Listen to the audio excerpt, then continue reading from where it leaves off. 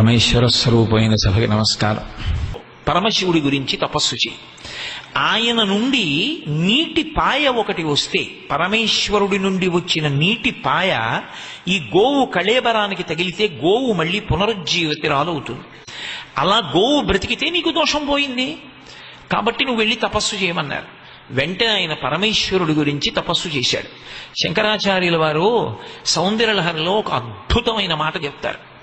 శరజ్యోత్స్నాశుద్ధాం శశియుత జటాజూట మకుటాం భరత్రాసత్రాణ స్ఫటిక ఘటికా పుస్తకరాం సకృర్ణత్వానత్వా అని. సకృర్ణత్వానత్వా అంటే మంచి మనస్సు కలిగినటువంటి వాడు ఒక్కసారి నమస్కారం చేస్తే చాలు. మనసు కల్మషంతో నిండిపోయి ఉంటే ఈశ్వరుడి దగ్గరికి వెళ్ళి ఎన్ని మాటలు నమస్కారాలు పెట్టండి, ఎన్ని మాటలు కింద పడండి, ఆయన అనుగ్రహం కలగడానికి సాధనలో ఉన్నావు. మంచి మనసు కలిగినటువంటి వాడు తన గురించి కానీ లోకం గురించి కానీ ఒక్క నమస్కారం చేశాడు అనుకోండి, ఆయన సంకల్పాన్ని ఈశ్వరుడు అనుగ్రహించేస్తాడు. ఎందుకంటే ఆయన మనసు అటువంటిది, అది అమృత భాండం. అది ఎప్పుడు ఎవరిని చెనకే స్వభావంతో ఉండదు. అసలు ఎవరిని బాధ పెట్టడమూ ఇష్టం ఉండదు.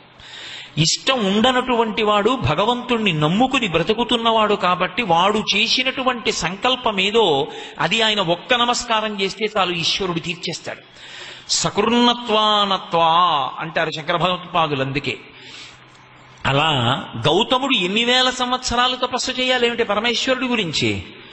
మంచి మనస్సున్నవాడు పరమశివుడి గురించి తపించాడు. పరమేశ్వరుడు ప్రత్యక్షమయ్యాడు. ఏం కావాలని అడిగాడు. అది మాయా గోవో గోవు నా వలన మరణించిందన్నారు. దర్భ విసిరాను, నిజమే, గోవు పడిపోయింది. ఆ గోవు మళ్ళీ బ్రతకాలి, అనుగ్రహించమన్నాడు. ఆయన ఒక జటని ఒకదాన్ని తీసి చేతిలో పెట్టాడు. ఈ జటని పట్టుకెళ్ళి పిండు. ఎందుచేత అంటే పరమేశ్వరుడికి ఒక పేరుంది, ఆయన అరుణజటేశ్వరుడు అని. మన వైపు ఆ పేరు అంత బాగా పెట్టుకోగానే మీరు ద్రవిడ దేశం వెడితే ఇప్పటికీ అరుణజటేశ్వరుడు అని పేరు పెట్టుకుంటారు. మాకు ఓ పెద్ద ఆఫీసర్ గారు ఉండేవారు, అరుణజటాయ్, ఆయన పేరు అరుణజడాయ్ అంటుండేవారు. ఆయన పేరు రాస్తే రైల్వే వాళ్ళు ఫిమేల్ అని కొట్టేవారు, ఆడదనుకునేవారు అరుణ చూసి. అరుణజటేశ్వరుడు అంటే ఎర్రని జటలు కలిగిన వాడు. ఎర్రని జటలు ఆయనకి ఎందుకుంటాయంటే ఎప్పుడూ గంగ చేత తడిసి ఉంటుంది ఆయన యొక్క తల, అది జ్ఞానగంగ. ఆ గంగ చేత చల్లగా తడిసి ఉన్నటువంటి ఆయన యొక్క జటాజూటంలో ఉన్నటువంటి ఒక ఎర్రని జటని పెరికి ఆయన గౌతముడికి ఇచ్చాడు. ఇది పట్టుకెళ్ళి పిండు, గోవు యొక్క కళేబరం మీద బ్రతుకుతుందన్నాడు. అసలు గౌతముడికి నింద తేవాలని వీళ్ళు ప్రయత్నించారు, కానీ గౌతముడికి శాశ్వతమైన కీర్తి రావడానికి అది కారణమైంది. ఎందుకని? మహాత్ముల జీవితాలు అలా ఉంటాయి, అపకారం చేద్దామన్నా చేయలేరు. కాబట్టి ఇప్పుడు ఆ జటని పట్టుకెళ్ళి ఆ గోవు యొక్క కళేబరం మీద పిండాడు. పిండగానే ఆ నీళ్లు దాని మీద పడి గోవు పైకి లేచి మళ్ళీ జీవాన్ని పొందింది. అందుకే గోదావరి, గోవుని ఇస్తూ ప్రారంభమైనటువంటి ప్రవాహము. గౌతమి గంగా, పరమశివుని యొక్క జటాజూటంలో ఉన్నటువంటి జటని గౌతమ మహర్షి చేత్తో పిండినప్పుడు గోవుని బ్రతికిస్తూ పరమ మంగళప్రదంగా ప్రారంభమైనటువంటి జీవధార. అందుకని గౌతమి గంగా, గోదావరి అన్న పేర్లతో పిలవబడింది. ఇంత శక్తివంతంగా, ఇంత పవిత్రంగా మహర్షి యొక్క తపస్సు వలన పరమశివుని యొక్క జటలోంచి ఉద్భవించింది. కాబట్టి ఆ గోదావరి ఎంత ప్రశస్తి కలిగినటువంటి నదీమ తల్లిగా కీర్తింపబడింది లోకంలో అంటే, గోదావరి నది దగ్గరికి వెళ్ళి ఒక్కసారి స్నానం చేసిన వాడికి ఎంత ఫలితం ఇవ్వాలి అన్నదాన్ని శాస్త్రాలు నిర్ణయం చేశాయి. కురుక్షేత్రానికి వెళ్ళి దానం చేస్తే ఎటువంటి ఫలితం వస్తుందో, గంగానదికి వెళ్ళి స్నానం చేస్తే ఎటువంటి ఫలితం వస్తుందో, అలాగే నర్మదా నది ఒడ్డున కూర్చుని తపస్సు చేస్తే ఎటువంటి ఫలితం వస్తుందో, గోదావరి దగ్గరికి వెళ్ళి స్నానం చేస్తే కూడా అటువంటి ఫలితమే వస్తుంది. అంటే గోదావరి నది ఎంత శక్తివంతమైనదో, ఎంత పావనమైనదో మనకు అర్థమవుతుంది. అయితే తెలిసి కానీ తెలియక కానీ నది విషయంలో ఒక్కసారి స్నానం చేసినా నమస్కరించినా అంత ఫలితాన్ని నది ఇవ్వగలుగుతుంది. కారణం, నదికి ఒక అధిష్టాన దేవత ఉంటుంది. నది కేవలం ప్రవాహం కాదు, ఆ ప్రవాహానికి అంతటికీ కూడా ఒక అధిష్టాన దేవత ఉంటుంది. ఆ అధిష్టాన దేవత యొక్క అనుగ్రహం చేత అటువంటి స్థితి కలుగుతుంది. దాన్ని తెలుసుకున్న నాడు అటువంటి నదుల్ని కాపాడుకోవడం అనేటటువంటి దాని మీద మనం ఎంత శ్రద్ధతో ఉండాలి అన్నది అర్థమవుతుంది. ఆ శ్రద్ధ అన్న మాట ఒక్కటి లేదనుకోండి, ముందు వరుసలో కూర్చుని సెల్ ఫోన్ మాట్లాడుకునేవాడు ఎలా ఉంటాడో, గంగ దగ్గరికి వెళ్ళినా గోదావరి దగ్గరికి వెళ్ళినా వాడికి దాని గురించి తెలియనప్పుడు దాన్ని పాడు చేయడానికి అలాగే ఉంటాడు.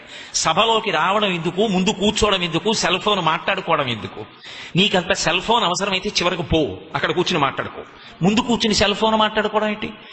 సెల్ ఫోన్ మాట్లాడుకునేవాడు ఎంత సంస్కారహీనుడో, నదుల దగ్గరికి వెళ్ళి అంత పవిత్రమైన నదుల్ని పాడు చేసేవాడు కూడా అటువంటి వాడే. అందుకే నదీ వైభవాన్ని తెలుసుకుని ఉండాలి. ఆ నదీ వైభవాన్ని తెలుసుకుని ఉన్ననాడు ఎలా ప్రవర్తించాలో, నదుల్ని మనం ఎలా కాపాడుకోవాలో, దాని వైశిష్ట్యం ఏమిటో మనకు అర్థం అవుతుంది. కాబట్టి అంత పరమ పవిత్రమైనటువంటి రీతిలో గోదావరి యొక్క ప్రారంభము జరిగింది. అది జీవధార, అది ఒకనాడు ఎండిపోయేది కాదు. గోదావరికి ఉన్నటువంటి గొప్పతనం ఏమిటంటే నాసికాత్రయంబక్లో ప్రారంభం అవుతుంది.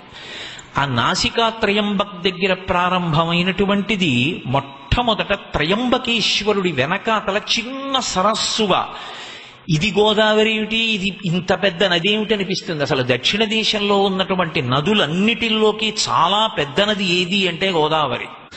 అంత పెద్ద నది అయినటువంటి గోదావరి బొట్టుబొట్టుగా ప్రారంభం అవుతుంది. చిన్న ధారగా వచ్చి త్రయంబకేశ్వర దేవాలయం వెనకాతల ఒక మడుగుగా ఏర్పడుతుంది. ఒక మడుగుగా ఏర్పడినటువంటిది తరువాతి కాలంలో అది అందుకున్నటువంటి వేగం చూస్తే, దాని యొక్క ఝరి, దాని యొక్క ప్రవాహం చూస్తే ఆశ్చర్యజనకంగా ఉంటుంది.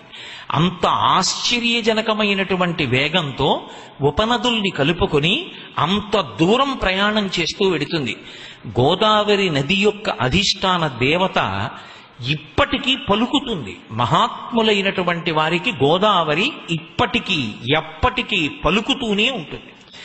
ప్రబల సాక్ష్యములు ఎన్నో ఉన్నాయి. ఇప్పటికీ కంటికి దొరకనటువంటి సాక్ష్యాలు గోదావరి నది అనుగ్రహించగలిగినటువంటి స్థితి కలిగినది అని చెప్పడానికి ఎన్నో విశేషాలు. అందుకే ఒక నది గురించి చెప్పేటప్పుడు మనం సాధారణంగా ఏం చేస్తామంటే పెద్ద ప్రాధాన్యత ఇవ్వం, విడిచిపెట్టేసి చదివేస్తాం. లేదా చదివినా కూడా ఏది ప్రధాన కథో ఆ ప్రధాన కథతో అనుసంధానం అయిపోతాం తప్ప, అక్కడ నది గురించి స్పర్శ వస్తే ఆ నది గురించి ఏం చెప్పబడింది అన్న విశేషానికి ఎక్కువ ప్రాధాన్యత ఇచ్చే ప్రయత్నం చెయ్యం. నేను మీతో ఒక ఉదాహరణ చెప్పాలి అంటే, నిన్నను మీతో నేను నర్మదా నది గురించి ప్రస్తావించాను. ఒకప్పుడు వామనమూర్తిగా ఆవిర్భవించినటువంటి శ్రీ మహావిష్ణువు ఎక్కడ విశేషంగా దానాలు చేసేటటువంటి రాజులున్నారు అని సాటి బ్రాహ్మణుల్ని అడిగాడు. బలిచక్రవర్తి అటువంటి యజ్ఞాలు చేస్తున్నాడు, నర్మదా నదీ తీరంలో చేస్తున్నాడు అన్నారు. ఆయన ఆ వటువు నర్మదా నదీ తీరం దగ్గరికి బయలుదేరాడు. బయలుదేరినప్పుడు పోతన గారో మాట అన్నారు. ఆయన అన్నారు, సకల ప్రపంచ గురుభర నిర్వాహకుడగుట చేసి చెరి చనుదేరన్ కర్వుని వేగు సహింపక నుర్వీస్థలి కుంగి మృగ్య నురగేంద్రుండున్ అన్నారు. సమస్త భువన భాండములను తన కడపలో పెట్టుకున్నటువంటి విష్ణువు వామనమూర్తిగా వస్తే, ఆ వామనమూర్తి నడిచి వెడుతున్నప్పుడు ఈ భూమిని మోస్తున్నటువంటి ఆదిశేషుని యొక్క పడగలన్నీ ఒరిగిపోయేట. భూమి కుంగింది ఆయన యొక్క శక్తిని తట్టుకోలేక. కానీ అంతటి మహానుభావుడు నర్మదా నదిని దాటాడు. ఎందుకని నర్మదా నదికి ఆవలి వైపు యజ్ఞం చేస్తున్నాడు బలిచక్రవర్తి. ఆ బలిచక్రవర్తిని దర్శించడం కోసమని చెప్పి ఆయన నర్మదని దాటినప్పుడు పోతన గారు నర్మదా నది గురించి ఒక విషయం చెప్పారు. నర్మద అని మొదలు పెట్టలేదు పద్యం, శర్మద అని మొదలెట్టారు. ఎంత చమత్కారం చూడండి. మహానుభావులకున్న గొప్పతనం ఏమిటంటే చాలా తక్కువ అక్షరాలలో అత్యధిక భావాన్ని నింపేస్తారు. నర్మద అని కదూ మొదలెట్టాలి ఆయన నది దాటుతున్నప్పుడు. నర్మద అని మొదలెట్టకుండా శర్మద, యమదండ క్షత వర్మద. ఆవిడ కఠిన ముక్తి కాంతా చేతో మర్మద అంబుజ దురిత నివారిత నర్మద తరించే త్రోవన్ వటుడున్ అన్నారు. చిన్న పద్యం, కానీ నర్మదా నది ప్రాశస్యం అంతా చెప్పారు. అక్కడికి వెళ్ళేటప్పటికీ విష్ణువు దాటాడు అనలేదు. నర్మద ఎంత గొప్పదో అది దాటడంలో బహుశः విష్ణువు కూడా ఎంత సంతోషించి ఉంటారో ఆ జలాల్ని చూసి చెప్పడానికి ఆయన అన్నారు శర్మద. అసలు అది దాటడంలోనే విష్ణువు యొక్క శుభం కూడా ఉంది. ఎందుకంటే లక్ష్మీనాథుడైనటువంటి వాడు చెయ్యి చాపి అడగడానికి వెళ్ళిన ఏకైక అవతారం వామనావతారం. అటువంటి వామనావతారంలో వెడుతున్నది తను ఇచ్చిన మాట నిలబెట్టుకోవడానికి. శుభాన్ని ఇవ్వగలదా నీరు, అందుకని శర్మద. ఆయనకే కాదు, ఆయనకే శుభాలిచ్చినటువంటి నర్మద ఎవరికి శర్మద కాదు. శర్మద అంటే శుభములనిచ్చున్నది. ఎవరు అక్కడికి వెళ్ళి నిలబడినా వాళ్ళకి శుభాలే ఇస్తుంది. కాబట్టి నర్మద అని మొదలెట్టలేదు, శర్మద. యమదండక్షత వర్మద. యమధర్మరాజు గారి యొక్క దండం ఏ నది దగ్గరికి వెళ్ళి నిలబడి నది యొక్క ప్రవాహాన్ని చూసినంత మాత్రం చేత ఇక మీద పడదో, యమ పాశములు మీద పడవలసినటువంటి అవసరం ఉండదో, అలా పాపములను పోగొట్టగలిగినటువంటి యమదండక్షత వర్మద. అది కఠిన ముక్తి కాంతా చేతో మర్మద. ఆ నదీ జలాలు ఎంత గొప్పవి అంటే అసలు ఎవరూ తెలుసుకోలేనటువంటి గుట్టుగా మోక్షము యొక్క విశేషాల్ని తన మనసులో దాచుకున్నటువంటి ముక్తికాంత యొక్క రహస్యాల్ని బయట పెట్టగలిగినటువంటి స్థితి కలిగినటువంటి ప్రవాహం. కాబట్టి కఠిన ముక్తి కాంతా చేతో మర్మద అంబుజ దుర్మద నివారిత. ఆవిడ అంబు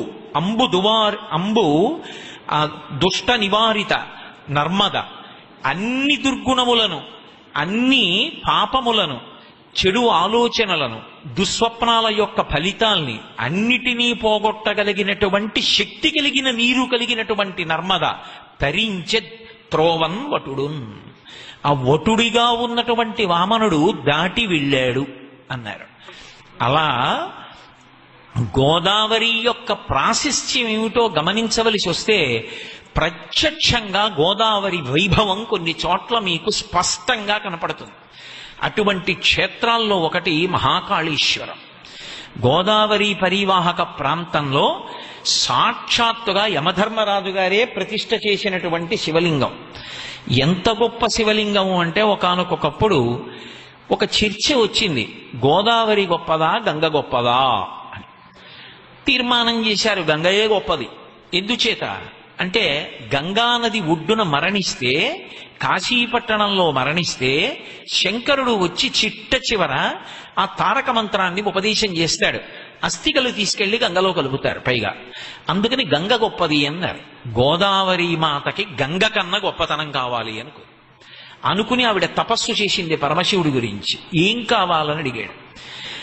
నా దగ్గరికి వచ్చి కాసిని నీళ్లు తీసుకుని తాగిన, స్నానం చేసిన, నువ్వు ఇక్కడ వెలిసి ఉండాలి నా తీరంలో సాక్షిగా. ఇక్కడ నా తీరంలో వెలిసి ఉండి ఎవరు ఇక్కడికి వచ్చి స్నానం చేసినా కూడా శరీరం విడిచిపెట్టక్కర్లేదు, ఈ క్షేత్రానికి వచ్చి స్నానం చేస్తే చాలు, నువ్వు మోక్షం ఇస్తానని చెప్పి మాట ఇచ్చానన్నాడు. ఇచ్చానంటే చాలదు, ఇక్కడ ఆవిర్భవించండి. గోదావరి మాత కోరిక మేరకి అక్కడ ఆవిర్భవించాడు. దీనికి సాక్షి యమధర్మరాజు గారు. ఇక్కడకొచ్చి ఎవరైనా స్నానం చేసి వెడితే వాడి శరీరం పడిపోయినప్పుడు మోక్షం ఇవ్వాలి. అందుకే ఒక పీఠం మీద 2 లింగాలుంటాయి. గోదావరి మాత ప్రార్థన చేసినప్పుడు వచ్చినటువంటి స్వయంభూలింగం, యమధర్మరాజు గారు ప్రతిష్ఠించిన లింగం. అందుకే కాళేశ్వరం అని పేరు. ఇప్పటికీ కాళేశ్వరంలో ఉన్నటువంటి గొప్పతనం ఏమిటంటే, మీరు శివలింగాన్ని జాగ్రత్తగా పరిశీలిస్తే ముక్కు కన్నాలు, నోటి కన్నం కనపడుతుంది. అభిషేకం చేసినప్పుడు కొంచెం ఒడుపుగా ఆ ముక్కు రంధ్రాల్లోకి నీళ్లు పడేటట్టుగా అభిషేకం చేయమంటారు. మీరు అలా ఎప్పుడైనా వెళ్ళి చూశారో లేదో నాకు తెలియదు, కానీ మీరు చాలా మంది చూసుంటారని నేను అనుకుంటున్నాను. మీరు ఎన్ని వందల బిందెల నీళ్లు పట్టుకెళ్ళి అలా పొయ్యండి, ఒక చుక్క నీరు అంతరాలయంలో కింద పడదు, శివలింగంలోకి వెళ్ళిపోతుంది. వెళ్ళిన నీరు ఏమైంది? మళ్ళీ ఆ నీరంతా గోదావరిలోకి వెళ్ళిపోయి కలిసిపోతుంది. ఎలా వెడుతుంది, ఎలా కలుస్తుంది ఎవ్వరికీ తెలియదు. కోటేశ్వరరావు గారు అబద్ధం చెప్పారు అని మీరు అనుకుంటే కాళేశ్వరం వెళ్ళండి ఒకసారి. కాళేశ్వరం వెళ్ళి కాళేశ్వరం క్షేత్రంలో అర్చకులను అడగండి. అసలు నిజంగా ఆ శివాలయం చూసి తీరాలి. అదొక పరమాద్భుతం అంతే. గోదావరి వైభవానికి సాక్షి. అద్భుతమైనటువంటి ప్రవాహం.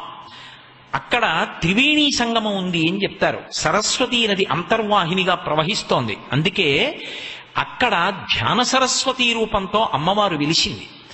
అందుకే మీరు ఇప్పటికీ మహాకాళేశ్వరం వెళ్ళి మహాకాళేశ్వర క్షేత్రంలో సరస్వతీ అమ్మవారి గుడిలోకి నేను చెప్పకుండా మిమ్మల్ని తీసుకెళ్లి చూడండి అన్నాను అనుకోండి, ఏదో కళ్ళకి గంతలు కట్టి తీసుకెళ్లి కళ్ళకి గంతలు విప్పాను అనుకోండి, మీరు ఉలిక్కి పడతారు, ఎవరో ఆడావిడ వీణ పట్టు కూర్చుంది అని. అంత సజీవంగా కూర్చుని ఉంటుంది సరస్వతీదేవి.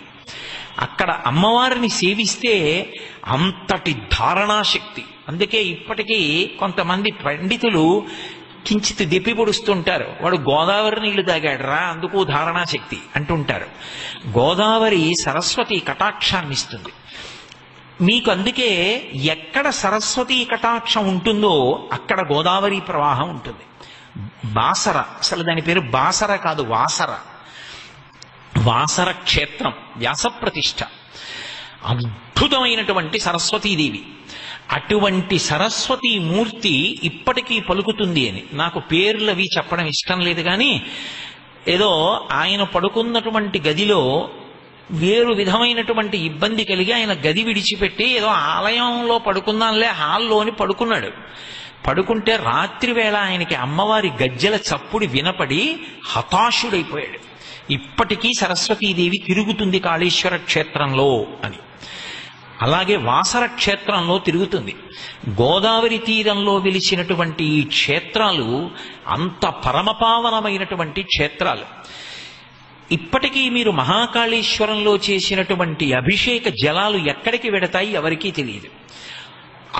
అద్భుతమైనటువంటి ప్రవాహం. ఈ సంవత్సరం సరస్వతి పుష్కరాలు వచ్చినప్పుడు నేను అక్కడే స్నానం చేశాను. వెళ్ళి మహాకాళేశ్వరంలోనే స్నానం చేశా. త్రివేణీ సంగమం అక్కడ ఉన్నదని, అక్కడ అంతర్వాహినిగా సరస్వతి వెడుతూ ఉంటుందని ప్రతీతి. అటువంటి మహాకాళేశ్వర క్షేత్రం దగ్గరికి వెళ్ళి మీరు గోదావరి ప్రవాహాన్ని చూస్తే అసలు గోదావరి యొక్క అద్భుతమైనటువంటి ప్రవాహ వైభవం ఏమిటో అర్థమవుతుంది. నదిని దాటితే మహారాష్ట్ర, నదికి యువతల ఆంధ్రప్రదేశ్. మహాకాళేశ్వరుని యొక్క లింగం. అసలు మీరు మహాకాళేశ్వరం వెడుతున్నప్పుడే ప్రకృతి అందాలకి ఆటపట్టు. అంత గొప్ప క్షేత్రం. జీవితంలో ఒక్కసారైనా మహాకాళేశ్వరం వెళ్ళకపోతే, మహాకాళేశ్వరంలో కూర్చుని కాసేపు ధ్యానం చేసుకోకపోతే మనుష్య జన్మకి ఏదో కొంచెం కొరత ఏర్పడినట్టెనుసుమండి. ఎందుకని అంటే ఎంత పెద్ద దేవాలయం. ఇప్పటికీ మీరు వెడితే మీ మనసు మీ ప్రయత్నం లేకుండానే అంతర్ముఖత్వాన్ని పొందుతుంది. అంత గొప్ప క్షేత్రం గోదావరి ఒడ్డునే వెలిసింది. మీకు గోదావరి ప్రవాహం అంతా కూడా మహర్షులతో నిండిపోయినటువంటి క్షేత్రాలు. ప్రత్యేకించి గౌతముడి యొక్క స్పర్శ ఎక్కువగా ఉన్నది ఎక్కడ అంటే కరీంనగర్ జిల్లాలో ఉన్నటువంటి ప్రాంతంలోనే గౌతమ మహర్షి గోదావరి ఒడ్డున చాలా కాలం ఆశ్రమ నిర్మాణం చేసుకుని తపస్సు చేసుకున్నట్టుగా కూడా చారిత్రక సాక్ష్యాలు కనపడతాయి. మంథని అని ఒక గ్రామం, చూడడానికి చిన్న గ్రామం, కానీ ఎప్పుడైనా మంథని మాత్రం వెళ్ళి తీరాలి మీరు. మంథని వెళ్ళకపోతే మాత్రం ఏదో దోషం చేసినట్టే. అసలు చూసి తీరాలి. అక్కడ లక్ష్మీదేవి వెలిసింది.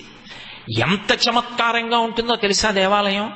మీరు దేవాలయం ప్రాంగణంలో వెనక తలుపు తీసుకుని ఒడ్డున నిలబడితే ఆ వెనక ఉన్నటువంటి సరోవరం కనుచూపు మేర ఉంటుంది చెరువు. ఎంతంత తామరలు వికసిస్తాయంటే ఇంతంత తామర పూలు వికసిస్తాయి. అవే తీసుకొచ్చి అక్కడ లక్ష్మీదేవికి పూజ చేస్తారు. ఇంకా చమత్కారం ఏమిటంటే అక్కడ ఒక దక్షిణామూర్తి దేవాలయం ఉంది. దక్షిణానికి తిరిగి ఉంటుంది శివలింగం. దక్షిణానికి తిరిగి ఉన్నటువంటి శివలింగం దగ్గరికి ఇప్పటికీ కూడా బ్రహ్మాండమైనటువంటి నాగుపాం తిరుగుతూనే ఉంటుంది. అందరికీ దర్శనమిస్తుంటుంది. మంథని పరమాద్భుతం. గోదావరి ఒడ్డున కోరి కోరి వెలిసే క్షేత్రాలు. సుందిళ్ళ అని ఒక క్షేత్రం ఉంది గోదావరి ఒడ్డున. ఎంత శక్తివంతం అంటే అక్కడ నరసింహస్వామి ఉంటారు, యోగ నరసింహుడు. నేను మంథనిలో ఉపన్యాసాలు చెప్పడానికి వెళ్ళి సుందిళ్ళ యొక్క వైభవం గురించి విన్నాను. విని నా దగ్గర చాలా ప్రేమగా వ్యవహరించారు శర్మగారని ఒక వేద పండితుడు. నేను ఆయన్ని ప్రార్థించి, ఆయా నన్ను ఒక్కసారి సుందిళ్ళ తీసుకెళ్లి దర్శనం చేయిస్తారా అన్నాను. ఆయన మాట్లాడలేదు. ఏమి ఈయనకేవో కార్యక్రమాలు ఉన్నాయి, ఇలా ఉంది, పాపం తీసుకెళ్ళడానికి ఏదో ఇబ్బందిలా ఉందనుకుని ఊరుకున్నాను. మళ్ళీ ఇంకొక పర్యాయం నాతో వచ్చినటువంటి వాళ్ళ ద్వారా మాట వెళ్ళింది. వెడితే ఆయన నా దగ్గరికి వచ్చి ఓ మాట అన్నారు. అయ్యా, ఏం అనుకోకండి, నేను మిమ్మల్ని సుందిళ్ళ తీసుకెళ్తాను అనకపోవడానికి ఒక కారణం ఉంది. పూర్వం కూడా నేను సుందిళ్ళ తీసుకెడదామని చెప్పి బయలుదేరి దారి తప్పిపోయిన రోజులు చాలా ఉన్నాయి. మొన్న కూడా ఒకరిని సుందిళ్ళ తీసుకెడదాం అనుకుని దారి తప్పిపోయాను. సుందిళ్ళ వెళ్ళాలి అంటే లక్ష్మీ నరసింహస్వామి వారి అనుగ్రహం ఉంటే తప్ప వెళ్ళడం కుదరదు. ఒకవేళ వెళ్ళినా గడప దాటరు. అర్చకుడే తగినంత శౌచం లేకపోతే గడప దాటి లోపలికి వెళ్ళడు. విశేషం ఏమిటంటే స్మార్తులు పూజ చేస్తారు అక్కడ. గడప దాటి లోపలికి వెళ్ళడానికి వీల్లేదు. ఒకవేళ శౌచంలో లోపం ఉందనుకోండి, గడప దాటక ముందే పడిపోతారు. కాబట్టి ఆ క్షేత్రానికి తీసుకెళ్లమని మీరు అడిగారు, కానీ అది దర్శనం చేసే యోగ్యత మీకుందో లేదో నాకు తెలియదు. తీరా తీసుకెళ్ళడానికి బయలుదేరిన తర్వాత మీరు 9ంటికి దర్శనం, 10ంటికి తిరిగి వచ్చి 11ంటికి ఉపన్యాసం అంటే మనం తిరిగి వస్తామో లేదో తెలియదు దారి తప్పిపోయి. అందుకని నేను మీకు మాట ఇవ్వలేదన్నాడు. సరే, నేను ఉపన్యాసాలు ఏమీ పెట్టుకోకుండా ఓ రోజు తెల్లవారకట్ట బయలుదేరదాం, ఓవేళ దారి తప్పిపోతే వచ్చేస్తాంగా, 10ంటికో 11ంటికో. అంత దారి తప్పిపోవడం ఏమిటండి అని అడిగాను. నిర్మానుష్యం, మీకు దారి తప్పే మనిషి ఉండడం అన్నాడు. ఇదేమి చమత్కారం అండో. సరే బయలుదేరన్నారు. బయలుదేరాను నేను, మా గోపాలకృష్ణ గారు కూడా ఉన్నారు నాతో. బయలుదేరా సుందిళ్ళ బయలుదేరాం. నరసింహస్వామి వారి అనుగ్రహం, ఏమీ దారి తప్పిపోకుండా క్షేత్రానికి వెళ్ళిపోయి గడప దాటి లోపలికి వెళ్ళి స్వామిని సేవించుకుని దర్శనం చేసుకుని బయటికి వస్తుంటే అక్కడ అర్చక స్వామి నాతో ఓ మాట చెప్పారు. అయ్యా, మొన్ననే ఓ కుటుంబం వచ్చిందండి దర్శనానికి. వచ్చి ఇక్కడ దర్శనం చేసుకుని పూజ చేసుకుంటూ ఉండగా యజమాని బయటికి వెళ్ళాడు. ఆయన ఏదో శరీర శోధన చేయవలసి వచ్చింది. శరీర శోధనము అంటే మూత్ర విసర్జనం కోసం వెళ్ళి మూత్ర విసర్జనం చేసి మళ్ళీ గుళ్ళోకి వచ్చాడు. గడప దాటుతుండగా వెనక్కి పడిపోయాడు, స్పృహ తప్పి. మేము నీళ్లు చల్లి తీసుకొచ్చాం. ఏం దోషం చేశావు అని అడిగాం. మూత్ర విసర్జనకి వెళ్ళానండి, కాళ్ళు కడుక్కోలేదన్నాడు. కాళ్ళు కడుక్కోలేదు కాబట్టి ఆయన రానివ్వలేదు. అంత శక్తివంతం. సుందిళ్ళ లక్ష్మీ నరసింహస్వామిని మీరు చూసి తీరాలి. యోగ నరసింహుడు మహానుభావుడు.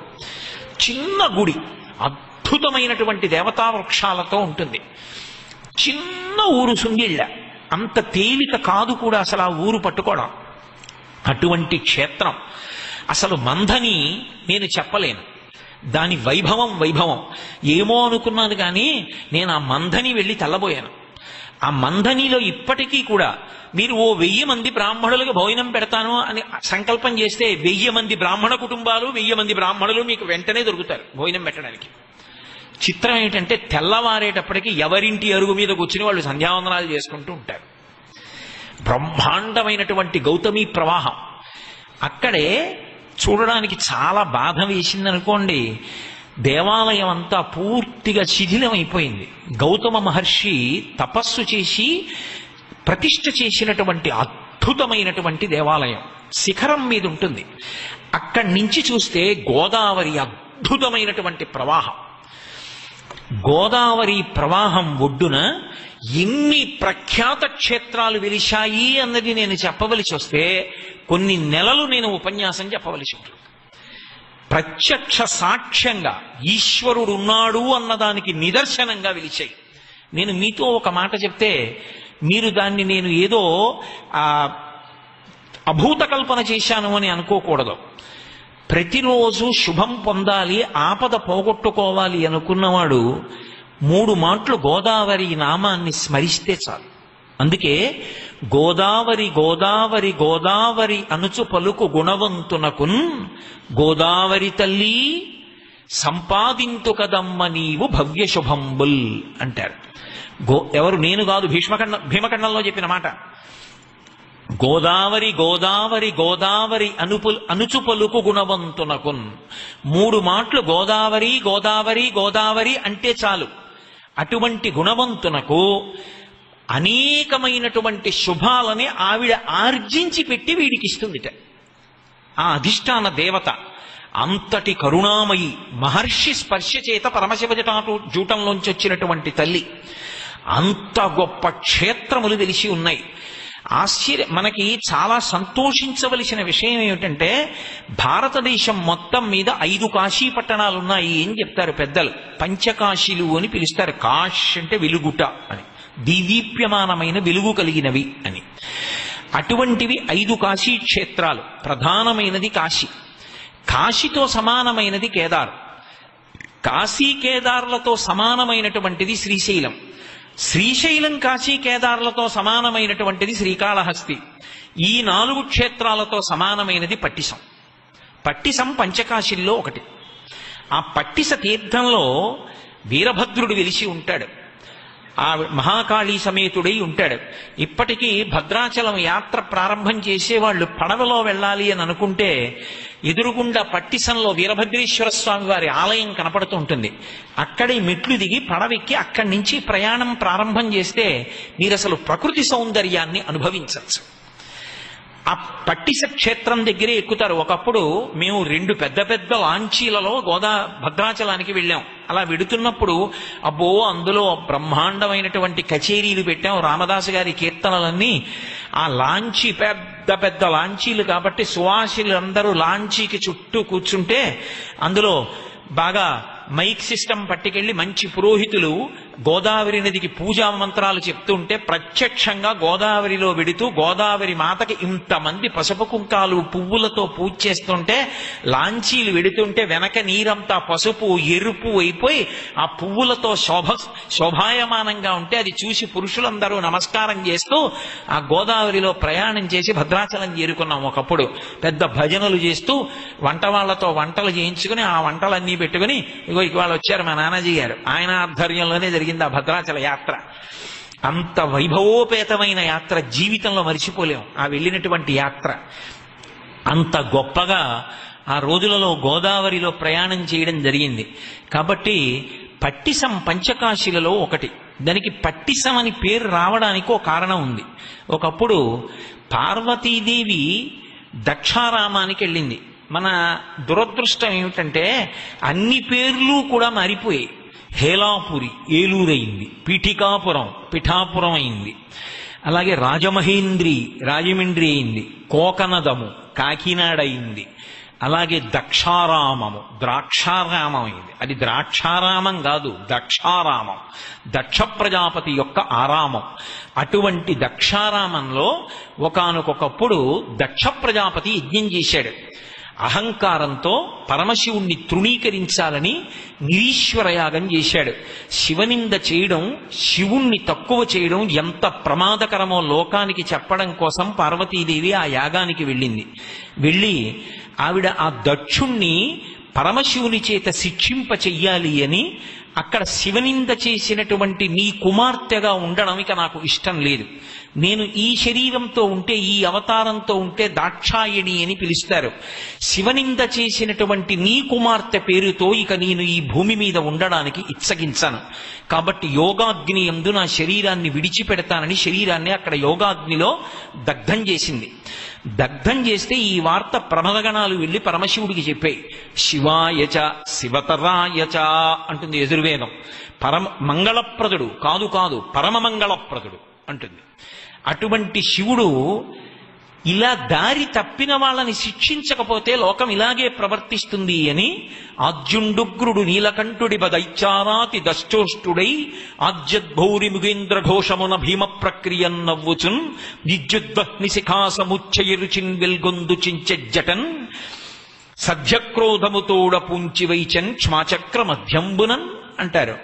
మహాకోపంతో పైకి లేచి తాండవం చేసి ఒక జటని ఒకదాన్ని పీకి కైలాస పర్వతం మధ్యలో ఉన్నటువంటి శిలకి వేసి కొట్టాడు. ఆయన యొక్క క్రోధంతో కొట్టాడు కాబట్టి అందులో నుంచి ఒక మహాద్భుతమైన ప్రాణి పుట్టింది. అభ్రంలిహాదభ్ర విభ్రమాభ్రభ్రమ కృనీల దీర్ఘ శరీరమర ప్రజ్వల జ్వలన దీప్త జ్వాలిక జ్వాల జజ్జల్యమాన కేశములు మెరయ జండ దిగ్వేదండ శుంఠాబదుర్దండ సహస్రద్యుతిహేతి సంఘమొప్ప వీక్షణత్రయలోక వీక్షణద్యుతిలోక వీక్షణతతి నిరీక్షమగుచు గ్రకచ కఠిన కరాళ దంస్ట్రలు విరుంగ ఘన కపాలాస్తి మాలికలు దనర అఖిలలోక భయంకరుండగుచు వీరభద్రుడయించమారట రుద్రుడగుచు అంటారు. ఈ బ్రహ్మాండాలు ఎంతవరకు ఉన్నాయో అంతకన్నా పై వరకు పుట్టాడు. ఆయన తల మీద మంట పెట్టారా అన్నట్టుగా మంటల యొక్క శిఖి ఎలా పైకి లేస్తుందో అటువంటి వెంట్రుకలు, సహస్ర బాహువులతో సహస్ర ఆయుధాలు పట్టుకున్నాడు. పట్టుకుని తండ్రికి ప్రదక్షిణం చేసి ఆజ్ఞ అన్నాడు, దక్షయజ్ఞం ధ్వంసం చేయి. నీరీశ్వర యాగం చేస్తున్నాడు దక్ష ప్రజాపతి, లోకాన్ని దారిలో పెట్టాలన్నాడు. ఇప్పుడు దక్ష ప్రజాపతి వెళ్ళి తన చేతితో ఉన్న ఖడ్గంతో అనేక మందిని తెగటార్చాడు. తెగటార్చి ఆ చేతిలో ఉన్నటువంటి పట్టిసాన్ని కడగవలసి వచ్చింది. ఆ పెద్ద ఖడ్గాన్ని కడిగాడు. గోదావరి నదిలోకి తీసుకెళ్లి ఆ నిత్తుటి ధారలన్నింటినీ కూడా కత్తికి పట్టినటువంటి వాణ్ణి ఎక్కడ కడిగాడో అది పట్టెస తీర్థమైంది. అందుకు నా పేరు వచ్చింది. అందుకే ఇప్పటికీ మధ్యలో వీరభద్రుడి యొక్క అద్భుతమైనటువంటి మూర్తి నిలబడి ఉంటుంది. ఏమి దేవాలయమో గోదావరి ప్రవాహంలో చూసి తీరాలి. పట్టిస తీర్థం ఎంత సౌందర్యవంతంగా ఉంటుందో, ఏమి గోదావరి స్పర్శో. ఇలా స్నానం చేసి అలా క్షేత్రంలోకి వెళ్ళొచ్చు. మంగళాశాసన పరై మదాచార్య పురోగమై సర్వైశ్చ పూర్వైరాచార్యై సత్కృతాయాస్తు మంగళం. మంగళం కోసలేంద్రాయ మహనీయ గుణాత్మనే చక్రవర్తి తనూజాయ సర్వభౌమాయ మంగళం. ఉమాకాంతాయ కాంతాయ కామితార్థప్రదాయినే శ్రీగిరీశాయ దేవాయ మలినాథాయ మంగళం. సర్వం శ్రీ ఉమామహేశ్వర పరబ్రహ్మార్పణమస్తు. స్వస్తి.